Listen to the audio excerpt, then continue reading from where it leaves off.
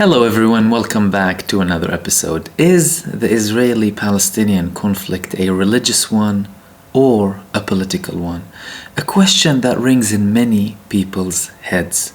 I'm going to try and answer this question today by addressing both the religious and the political backgrounds of the conflict and dig deep into some of these definitions that people speak about so much. We'll start off with the religious side. Now, when it comes to religion is a set of beliefs, and most people attribute it to divine beliefs to do with God and angels and books and prophets, etc. However, other people refer to religion as sets of beliefs that are not related to God or an ultimate being. With regards to politics, it gets a little bit more complicated and deeper, because under politics you have subcategories such as economics, judicial systems, administrations, etc. When it comes to religions, what I'm going to try and focus on in this episode is the holy sites that exist in the land of Israel and Palestine. I will start off with Judaism. Now, for many Jews, as you may be aware by now, one of the holiest sites is Mount Temple and the Western Wall. Now, this is disputed within Judaism, and some of the ancient Jews, such as the Samaritans or the Shomronim, As-Samiriyun in Arabic, consider Har Gerizim or Mount Gerizim to be the most important holy site in Judaism. When it comes to Christianity arguably holds the most sacred sites per one religion in the land of Israel and Palestine. It has the Church of Nativity in Bethlehem. It has the Church or Basilica of Annunciation in Nazareth, and it has the Church of the Holy Sepulchre in Jerusalem. For Islam, it comes down to Masjid al-Aqsa. Now, if we want to take the holy sites simply by what's sacred per each religion, Christianity goes to the top because it holds the main sites in Christianity all together in one land, and pilgrims all across the world visit these three sites on a regular basis, whereas in Islam, Al-Aqsa is considered to be the third holiest site for Muslims, and for Jews you obviously have Mount Temple or Har Gerizim for the Samaritans within Judaism. Now, when it comes to the religious beliefs, things get a little bit trickier, because you obviously have some of the Jewish people believing that God obviously promised them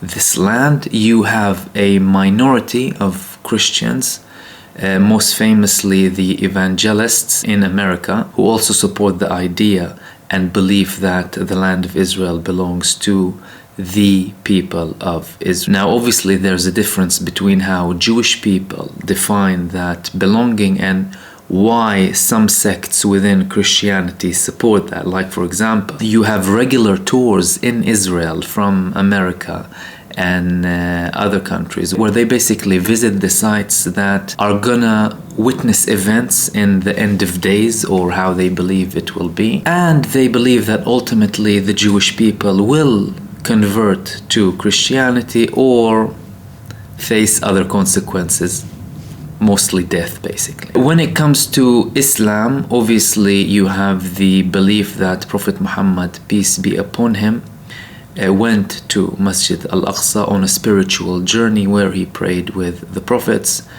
And when it comes to Christianity, the element of holiness isn't taken as much as it is with the Muslims and Jews, despite the fact that it holds the most sacred places in Christianity.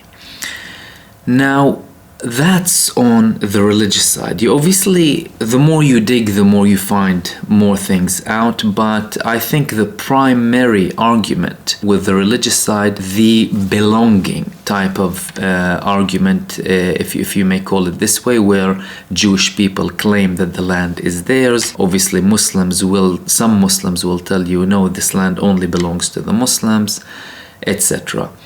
However, when you go to the political side of things, things get more thorough and more deep, because when you talk about the Palestinian-Israeli conflict politically, you start uncovering the hidden things beneath the surface. So, when we talk about politics, we talk about economy, we talk about judicial systems, we talk about administration. And if we focus primarily on the economic side, you will see that many things that happen cause economic imbalance and political injustice. So, when the vast majority of the land belongs to the Jews, for example, when Israelis control the strategic areas of the country, where you have Palestinians with less economic opportunities, where you have towns with less economic development, all of these things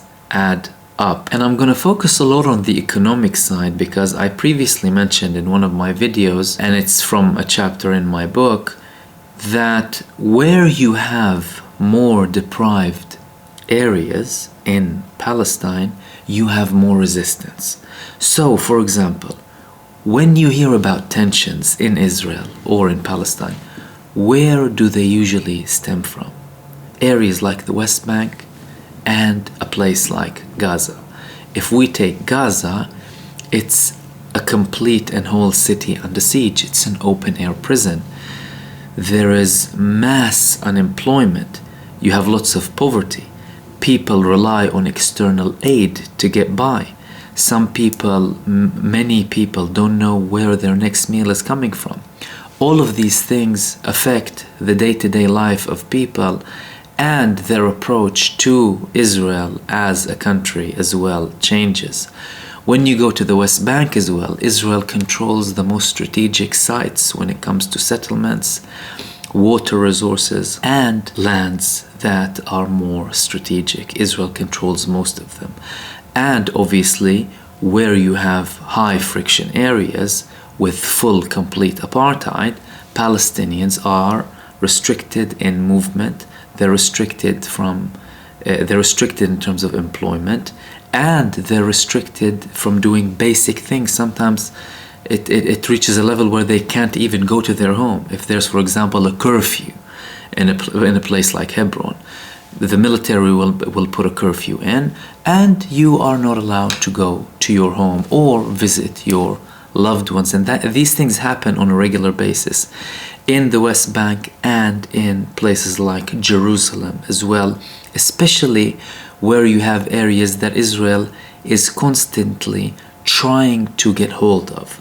They tempt a lot of people with big, massive offers to buy their places, and if they don't, they make their life miserable by preventing them from reaching their home, banning them from going out, putting all sorts of restrictions, coming up with legal claims, and just basically making life difficult and miserable on an ongoing basis. So when we talk about the economic side, I think it's one of the key highlights in the Israeli-Palestinian conflict. But it's not just because of the economic imbalance and economic injustice within Israel and Palestine. It's because of how far out the economic interests go.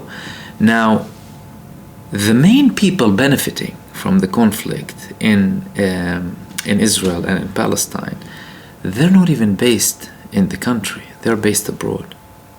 America grants Israel the biggest package of legal aid it gives any country in the world, over $3 billion annually. Now, when America supports countries with foreign aid, it's usually with terms, and these terms are generally that you need to spend that money buying American equipment, and generally it's a military type of equipment. So let's say America supports Israel with over $3 billion a year. That money in many cases stays in America. It's simply being taken away from the taxpayers' money and put into the pockets of companies like Lockheed Martin or other security and weapon manufacturing companies in America. So they are the biggest people who benefit. Another argument arises when we speak about this point specifically. If these companies and these corporations are benefiting from the conflict, then what is the incentive to end it? You might argue there is no incentive to end it. That the war needs to keep going on for people to keep making money. Like I remember I watched a movie a couple of years ago with George Clooney where he said a sentence that was very symbolic. It was something along the lines of, the Middle East always has to have chaos. And that's how they benefit, by the Middle East having chaos. And obviously the biggest chaos is where? Is in Israel, because of the ongoing conflict. Now, if that is the case, and there is no incentive to solve it, then how do we reach a solution? Well, there are a couple of solutions. Number one, there needs to be more awareness about the people who benefit from the ongoing conflict, because at the end of the day, the losing side is everyone. If people benefit from war, then everyone who contributes and takes part in that war is losing. So people need to understand that fact, whether they're on the privileged side or the oppressed side. Secondly, you also need to incentivize these companies gradually so that they can shift their manufacturing from war equipment, weapons, airplanes, etc., to more developmental and exploration things that are also necessary for humanity. Now, that's not to say that companies will stop creating and manufacturing weapons and developing on that side. However, you need to understand that when you create weapons, what are you creating them for at the end of the day? You're creating them to be used at some point. So I think there should be more focus on the companies that benefit from war, whether it's in the US or globally, and people should raise awareness about these things. So to get back to my earlier question, is it a religious or political war? Now, for many people, they already have their belief set. It's an all-out religious war. One side will be devastating the other at some point, and that their side will, in the end, be victorious, which is somewhat of an exportation of the problem to, fate, if that makes sense. Whereas really and truly, if you see these things, you know the people who are responsible. At the end of the day, when something happens, there's a chain of command. If a soldier kills an innocent person, well, he clearly had the option to. It was clearly permissible for him to do so, and someone down the line allowed him to do that at this specific point. So you need to focus on the people who actually commit the crimes. It's like saying, for example, the war in Iraq and Afghanistan 20 years ago, it was made by some sort of secret society or what have you. Okay, well, maybe some secret group of people decided that they want to go to Iraq. However, who implemented it? Who took action? These are the people who we need to focus on. So you have the culprits available. You can see them, and you need to hold them to account. They need to be accountable. You can't just base your whole idea on a specific conflict, on ideas and theories and beliefs, when you have evidence in front of you about the people who are committing the murders, committing the crimes, and committing the war. It doesn't make any sense to divert this responsibility to other places when you have the people in front of you. That's why I lean more to the answer that the problem is purely political, and religion is only being taken as a suit and a cover that you can emotionally charge people with, because it's very easy to manipulate and emotionally charge people with religion to stand by your side and fight for your cause and even die for it. Because remember, if you talk about Israel, for example, at the end of the day, the soldiers who are committing these crimes, they are risking their lives. And for someone to risk his or her life, there needs to be a very, very good reason for it. And what greater reason than, oh yes, it's a religious cause. No problem. I don't need to ask a lot of questions. Go ahead. So I do think that many people are missing the point when it comes to this, and that the problem is primarily a political one. Because when it comes to economic injustice, it's political. When it comes to institutionalized racism, that's political. When it comes to decisions to make war, that's political.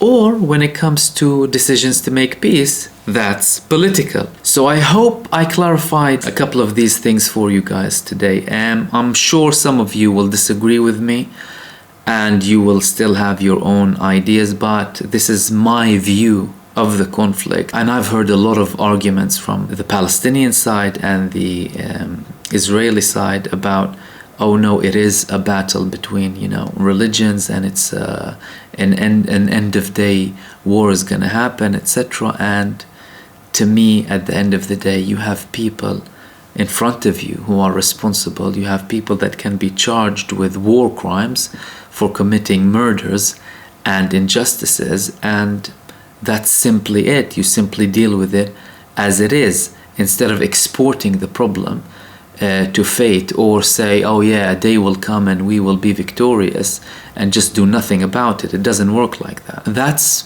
basically my answer, guys. I hope you enjoyed this episode, and as usual, if you have any comments or questions, please do contact me and I'd be more than happy to respond to you. Take care.